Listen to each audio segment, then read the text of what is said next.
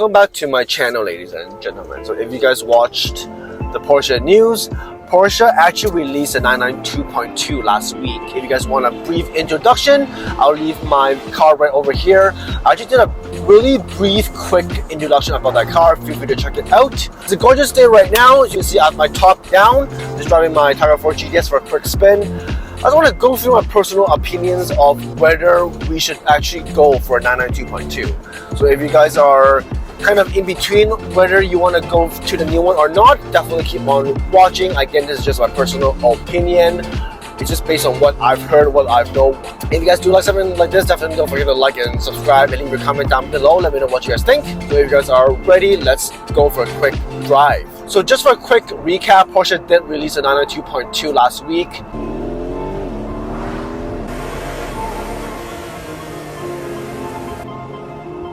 Main difference is they actually did a bigger engine replacement right now. So with that being said, I'm just basing off the GTS models. The 992.1 is a 3-liter flat V6 as a twin turbo. The new one is actually a 3.6-liter single turbo, but it's actually spooled up by a bigger electric motor. Porsche is claiming 0 to 100 at around the 2.7 second mark. And if you folks know Porsche, they always downplay what the 0 to 100 is. So I won't be surprised when you actually get the car, it will go under 2.5 seconds from the 0 to 100. Honestly, that's really mind-blowing. That's really quick. That's just crazy. It's really nice how Porsche's doing their own special thing. A lot of manufacturers right now, especially for like Mercedes, Beamers and whatnot, they actually shrink their displacement and just add more turbo. So a good example is the C63. It's a 2-liter 4-cylinder car. Yes, it's super quick, lightning quick, but there's no soul. And for car enthusiasts like us, we just want a big engine. We just love the exhaust. So I'm actually really glad that Porsche did what they did. The new engine is 3.6-liter, a bigger displacement. Yes, they took one turbo out, but it's got way more boost right now. So scenario 1. You don't have a sports car or you don't have a Porsche 911, but you just want to try the Porsche ownership. You have a budget around 150 or so. If that's the case, I would highly recommend taking a look at the 911.1 or the 911.2. Main reason is it's still considered a modern Porsche 911. It's good on gas, reliable, quick. And I think it's because it's around the 6-7 year mark, it's already depreciated to unless there's like a really huge claims or you suddenly drive the car a lot, it won't really depreciate that much. If you buy that car and just keep it for a few years, you won't actually take that much of a hit. It is raining pretty hard right now. I'm just going to close the hood. Just give me 1 second. Holy, this is just crazy. Man, this rain is just crazy. So scenario 2, you actually have a 991.1 or 991.2 right now. Kind of debating if you want to upgrade to a 992.2. Well, the main thing I want to talk about is you have to mentally prepare yourself for the loss of exhaust. Yes, it doesn't seem that bad, but as a current 992.1 owner, let me tell you, it is a huge difference. So I have driven the 991.1, 991.2. Honestly, the exhaust is glorious. There's like deep engine sound. It pops and bangs when you downshift. Yes, the 992.1, there is a bit of pop and bangs too, but honestly with the new filters to bring it down the carbon emissions, it's honestly day and night. So before you go ahead and order the 992.2, do test drive a 992.1 and kind of see for yourself if you're okay with the exhaust.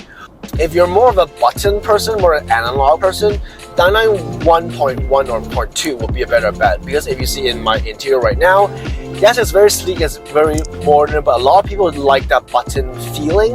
Another thing that I realized is because it's got this piano black interior, it's really easy to get scratches and whatnot. So if you wear rings and watches and stuff like that, it's just really easy to get scratched. Another thing that I want to point out is the turn knob for 992.2. There is no turn off for 992.2, so if you really like that turning sensation, definitely think about that. Scenario 3, as a current 992.1 owner, I don't know if the 992.2 is that appealing to me, yes, of course, when I actually take it for a test drive, that may be a different story. Right now, from what I can see, if you're just comparing a Tiger 4 GTS 992.2 to 992.1, the starting price without any options is starting at 250,000 Canadian, and that's without any options, no color combo, just as is. Another thing is there is no manual option as well, so if you like the manual old school feeling, there is not one for 2025. In 2026, there might be one available, but we're talking about the 2025 right now. It's just so much fun that you can actually downshift and upshift. Yes, the PDK is way faster, don't get me wrong, but it's just a different sensation. Another thing is there's not a huge exterior change. Yes, the front, there's like vertical air vents. Yes, it's active, so it's actually pretty cool. Honestly, from far, even up close, it's pretty much, I would say 90% similar. Another thing is the turn knob, it actually really made me reconsider. The turn knob key on the left is really a heritage thing. All the cars doing like hybrids right now, all the push buttons going on. I really like how Porsche has that salutation to their old school racing heritage where the turn knob's on the left. Now it's a push button start. I don't know what I feel about that. Another thing is the full LED screen. There's no more analog tachometer. I just feel right now 992.1 is a good in-between, perfect balance of classic and modern. Another thing is I don't know how I feel about the new engine. Yes, the displacement is a bit bigger. Yes, 0 to 100 is way quicker. Honestly, for me, I track this car 2 to 3 times per year. 0 to 100 isn't that much of an impact to me. For me, it's more about the drive. I don't know what I feel about that. But again, after a test drive, I'm sure I would actually reconsider. But the main thing that's stopping me right now is just that there is only PDK.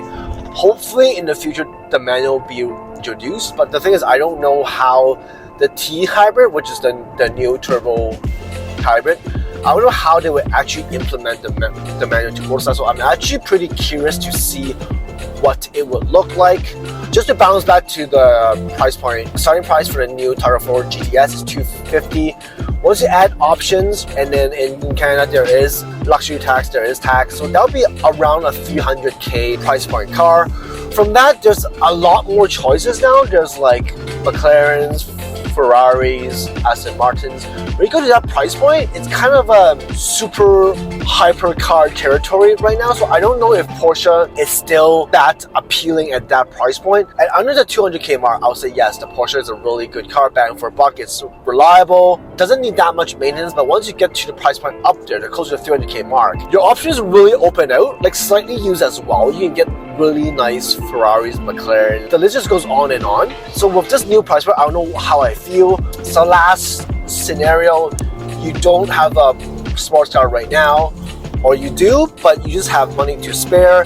If that's the case, go for it. 992.2, from what I've heard on paper, on videos and whatnot, is one of the best sports cars. And as you folks know, Porsche is so reliable, good on gas, low maintenance. If it is as good as what the reviews are, definitely go get it. You won't regret it. Because I haven't tried the car before, on paper, yes, it sounds great, drives great, whatnot. I just really want to actually drive the car and see how it feels before I decide what I want to do. Honestly, the Tiger 4 GTS, what I have right now, it's so great. It suits my needs. I have 2 kids, so if they want to come, they can always sit at the back. It's good on gas, manual, coupe-like capabilities, and then if you want, you can always open the roof too. Only downside to a Tiger, as you guys can see, when it starts to rain, and when it starts to rain really, really hard, you can't drive slow and still have the top closed. You have to be perfectly stationary, and as you guys can see, sometimes it gets a bit awkward. But other than that, I really love my car. It's a good in-between. Only thing that will make me trade this car in is if I can get a GT3 allocation for MSRP, which I'm still trying to get. I'm still waiting to hear for the 992.2 GT3 on how it would look like. I think it would just be the 4-liter flat 6, because I don't see them doing anything else. But again, Porsche always surprises us. So let's see what it will come to. So thanks again for watching this quick video. Do let me know in the comments below what you guys think, what your scenario is right now. Do you currently own a sports car or own a 911, or you same as me with a 992.1? Do let me know what your thoughts are, or if there's any points that I've actually missed, do let me know in the comments down below. So thanks guys for watching. Have a great day guys. Peace out.